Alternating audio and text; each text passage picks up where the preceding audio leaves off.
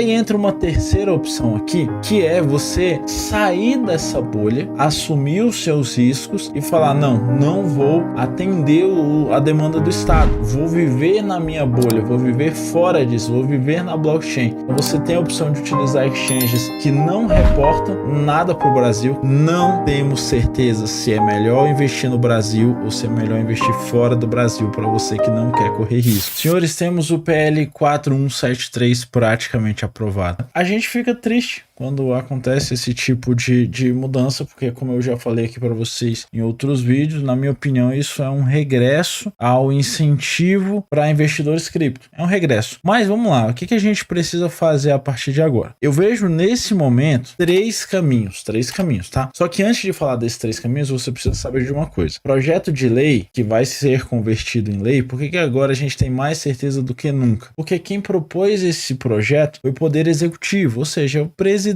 e a galera do presidente. Ele propôs esse projeto, a Câmara aprovou, fez uma alteração lá dos 22,5% para os 15%, foi para o Senado aprovou, volta para o Executivo só para ele assinar. Então ele vai ser assinado se é um projeto, obviamente, que foram eles mesmos que propuseram esse projeto. Só que depois disso, entra um momento que o projeto é muito claro, ele separa o que vai ser para o Banco Central, o que vai ser para a CVM e o que vai ser para a Receita Federal. E claramente a Receita Federal entra agora regulamentando pontos que não foram claros ali. E aí, o que a gente tem de certeza já? Primeira coisa, se você está no Brasil, salvo tudo o que eu falar aqui, é salvo se a Receita Federal trouxer alguma coisa diferente dentro da interpretação da lei. Você está dentro do Brasil, você segue a regra antiga. Como assim, Michel? Se você estiver utilizando só exchanges brasileiras, você está dentro dos 35 mil por mês de isenção, segue a regra antiga, tá tudo tranquilo com você. Mas aí você precisa entender o que são exchanges brasileiras. Exchanges brasileiras são aquelas que seguem a regra dentro do Brasil, não é aquela que nasceu dentro do Brasil. Então vou trazer nomes. Mercado Bitcoin é uma exchange brasileira que nasceu dentro do Brasil. Binance é uma exchange que não é brasileira, mas que veio para o Brasil e criou seu CNPJ aqui. Recentemente, OKX é uma exchange que não é brasileira, veio para o Brasil, criou seu CNPJ aqui. Nova Dax veio para o Brasil, criou seu CNPJ aqui. Tem várias, tá? Essas que tem CNPJ dentro do Brasil, para operar dentro do Brasil, elas precisarão prestar informações. Ao prestar essas informações,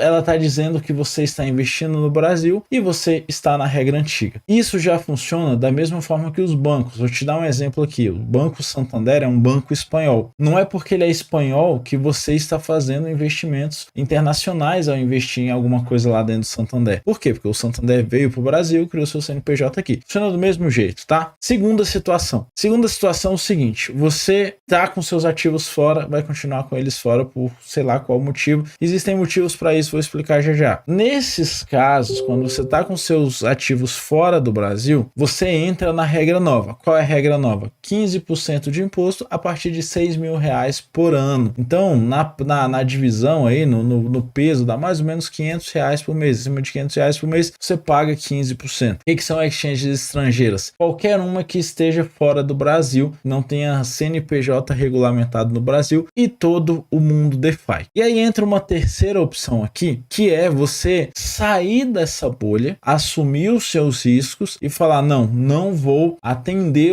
a demanda do Estado, vou viver na minha bolha, vou viver fora disso, vou viver na blockchain. Então você tem a opção de utilizar exchanges que não reportam nada para o Brasil, que não estão no CARF, já fiz um outro vídeo, vou deixar aqui em cima para você. Você tem opções de usar essa exchange. Dessas exchanges você vai passar para o mundo DeFi, você vai rodar o seu dinheiro dentro do DeFi e você está arriscando, ou melhor, assumindo o seu risco. Por quê? Porque existe uma lei clara, ou melhor, existirá uma lei clara a partir de 2024 falando que o que você tem lá fora você tem que declarar. Você está assumindo os seus riscos. A lei trouxe uma informação mais ou menos assim: olha, pega tudo que você fez do passado, atualiza esse fim de ano, vou te cobrar 8%. Pode ser muito bom para muita gente, pode ser muito ruim para muita gente. Só que tem uma alternativa melhor se você tem menos de 35 mil reais. Se você tem menos de 35 mil reais, eu tô gravando esse vídeo no dia 29 de novembro. Você ainda tem o dia 30 de novembro para fazer isso. Então, por favor, compartilhe esse vídeo ao máximo. Isso aqui vai economizar dinheiro de muita gente. Essa é a informação que eu vou te passar. Até o dia 31 de dezembro, vale a regra dos 35 mil. Não interessa onde você esteja com o seu dinheiro. Se eu tenho essa regra dos 35 mil, hoje, dia 29 de novembro, amanhã, que é o dia que você vai estar vendo esse vídeo aí, se você está inscrito no canal, dia 30 de novembro, eu posso vender 35 mil reais das minhas criptos e recomprar. Presta atenção, você vai vender e recomprar, pode ser no mesmo segundo. Vamos para números. Eu tenho 30 mil reais em qualquer shitcoin que seja e tenho 5 mil reais em Bitcoin. Valor de hoje, eu vendo e recompro. Não mudou nada o meu portfólio, só que eu tenho o registro de que eu vendi naquele preço, então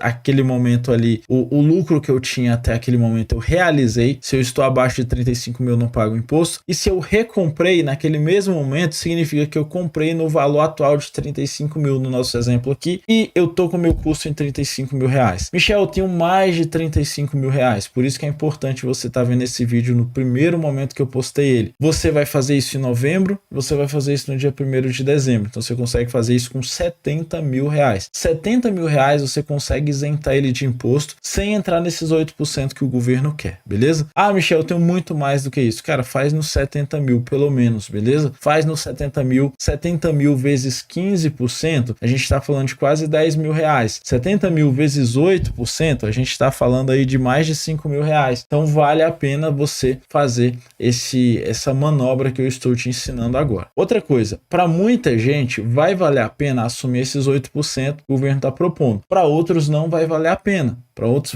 vai ficar caro, não estou nem com tanto lucro assim, vou pagar para ver. Outras vão conseguir fazer essa manobra, vão conseguir zerar seus impostos. Não temos ainda uma forma que vai caber todo mundo. Precisaremos observar, tá? Precisaremos observar e analisar caso a caso. E aí um último ponto, para você que de novo tá até o fim do vídeo, você sempre vai pegar a cereja do bolo. Tem um detalhe muito importante. Não temos certeza se é melhor investir no Brasil ou se é melhor investir fora do Brasil para você que não quer correr risco. Por quê, Michel? Dentro do Brasil eu tenho os 35 mil. Beleza, então se você é pequeno investidor, já temos a resposta. Só que fora do Brasil, os 15%, ele me permite abater as despesas. Lá atrás, lá perto da quebra da FTX, eu fiz um vídeo falando mais ou menos assim, falando, olha, se você tem dinheiro na FTX, se você tem carteira hackeada, declare isso, porque em algum momento você vai poder assumir esse prejuízo de forma a abater impostos. Então, se você tem um capital maior, mas tem um prejuízo lá atrás, precisa sentar, precisamos fazer os cálculos para entender se você traz o seu dinheiro para o Brasil e fica dentro do Brasil, ou se você mantém ele fora do Brasil, assume os 15%, mas utiliza o seu crédito. Por quê? Porque se você ficar nos 35 mil dentro do Brasil, você não pode abater os créditos.